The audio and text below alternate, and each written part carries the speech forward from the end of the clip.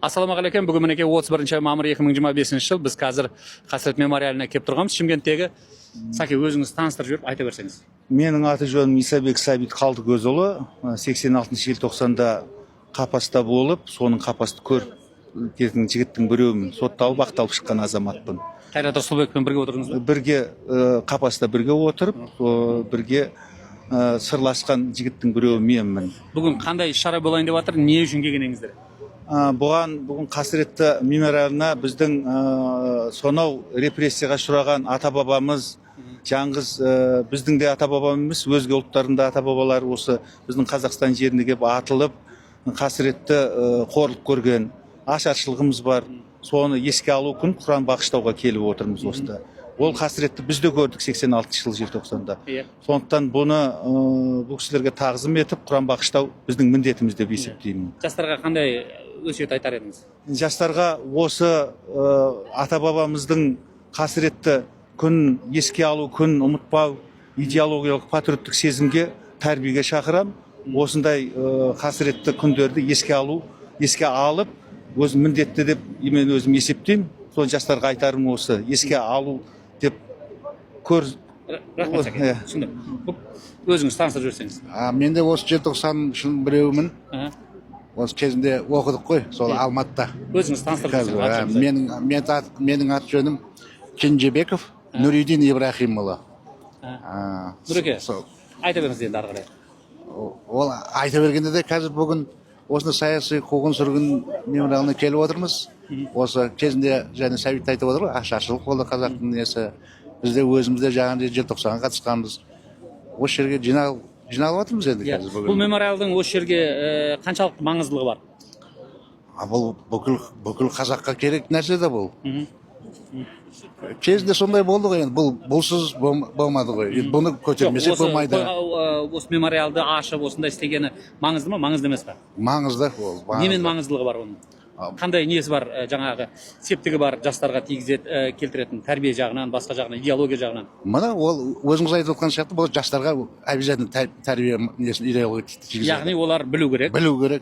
Что саяси қуғын-сүргіннің құрбандары болады. Қазіргі кезде бар ма жоқ па саяси қуғын-сүргіндер? Қазір жоқ қой ондай. Жоқ па? Қазір яғни саяси қуғын-сүргін жоқ бізде. Ондай жоқ. Жақсы, әдемі. Сізде өзіңіз таныстырып жіберсеңіз. Бетова Альфия, Бескемпір қызымын, Сахаева, желтоқсаншымын. Мен өзім еліміздің патриотымын. Осындай іс-шараларды өте қатты дәріптеуіміз керек. Еліміздегі мына жастарға біздің міндетіміз, әрі парызымыз барлық мынау отанымызды сүюге, халқымызға адал қызмет, мына жастарымызды білімге құштар етіп, соның тәрбиесіне үлес қосуымыз керек. Бұл іс-шара өте маңызды. Біздің ата-бабамыз білек күшімен, найзаның күшімен осындай жер байтақ қалдырып кетті бізге. Енді соны дәріптеп, мына келешек ұрпаққа біз де соларға дәріптеп өтуіміз керек. Жеріміз қандай құндылығын түсіндіріп. Яғни осындай іс-шараларды өткізу ол жастарға деген патриотистік көзқарастағы тәлім тәрбие үшін керек па? Тәрбие үшін әрине отан сүйгіштікке, елімізге адал қызмет етуге, білімдер жоғары болу керек. Соның бәріне біз дәріптеуге, біз қызмет етуіміз керек. Өз үлесіміз қосуымыз керек. Сізде өзіңіз қоса берсеңіз. Мен хат берейінші. Ассалаумағалейкум. Көмекбаев Саматпын. Бізде бір желтоқсан ардагерлеріміз. Бүгінгі халқымыздың басына түскен күн қасіреті болған, соның еске алатын күні. Бұны осы күнде ескеріп, бір күнде айтқанына да Құдайға мыңда шүкір деймін. Қазірге сонша адам жиналып, міне гүл қойып, Құран бағыштап, бір керемет нәрсе.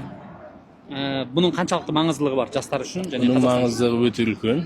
Бұның маңыздылығы біздің өзіміздің Қазақстанның басымызда не өтіп, не қойғанын, бұның бәрі ұмытып баратқан нәрсе. Осының бәрін жақсылап, бұны тағы да тереңдете білсе деп ойлаймын негізі. Енді бізде өте қиыншылықтар көп болды ғой қазағымызда. Енді жақсылық болсын, бұны күнде де көрсетпесін Құдай дейміз. Болды. Аман болыңыздар. Ассалаумағалейкум. Өзіңіз таныстырып айта берсеңіз. Менің есімім Серік, фамилиям Батырханов. 1986 жылы политехта бірінші курс студентімін, армиядан келгенмін. Сол кезде басқасында болдық алаңда. Екінші общагта тұрдым Сатпаевта. Мынау мемориалдың осы жерде ашылуы және істеп жатқаны біраз жыл болып қалды ғой. Және осы күнді атап өту қаншалықты маңызды Қазақстан үшін? Маңызды, бұл қанша зиялы қауым атылып кетті, қырылып кетті. Соны еске алу күніне халқымыз кішкентай бүлдіршіндер білу керек бұл біздің Не үшін білу керек? қасиетімізді. Ертеңгі күні жаңағыдай историясын білмеген адам алға да жүре алмайды. Арт жағын біліп отыру керек, не болған бұрын. Яғни тарихты білмесе, Иә. болашақты құра алмайды дейсіз ғой. Дұрыс айтады. Сондай. Рахмет. Қосарларыңыз бар ма тағы да? Қайсыңыз айта беріңіз. Саламатсыздар, бүгінгі мына болып Өзіңіз жатқан таныстырып жіберсеңіз бірден. менің есімім желтоқсаншы Баратова Гүлжан, Қаратай қызы. Осы біздер желтоқсан оқиғасында болған адамдармыз. Бүгінгі мынау болып жатқан мероприятиемізге келіп, құрбан болған саяси қырғын кезіндегі азаматтарға гүл қоюға келдік. Біздің елімізде осындай іс-шаралар жиі еске алып тұрса дейміз. Бізден де өзі жырданшылығы адамдарымыз азайып жатыр. Соларды еске алып, осындай күндері біздер қобалжып, сондай жағдайда боламыз. Біздер үшін өте не жағдай, қиын жағдай. Сонда да біздер ескеріп, осындай жылда осындай еске алып, бізді шақырып осындай жерге келіп отқан үкімет басшыларына рахмет айтамыз.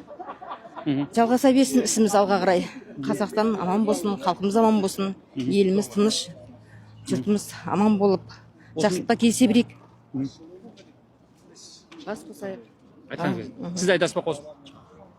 Бахадыр мырза, ассалаумағалейкум. Сіз де айтып жіберсеңізші, камера арқаңызда тұр мінекей.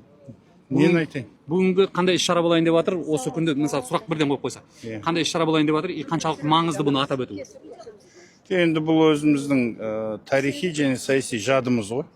Бұны атап өту бізге әрі парыз, әрі міндет. Оның атап өтуі біріншіден тарихты тағы да бір еске салу, ең маңыздысы қайталанбау. Себебі өзіміздің қадірімізді өзіміз білмесек, сырттан қандай жақын көрші, қандай туыс көрші болсын, біздің болашағымызға өзіміз де алаңдамайды. Біздің өзіміздің қаймақтарымызды, өзіміздің арамызда жақсыларды биікке көтере білу керек бізді.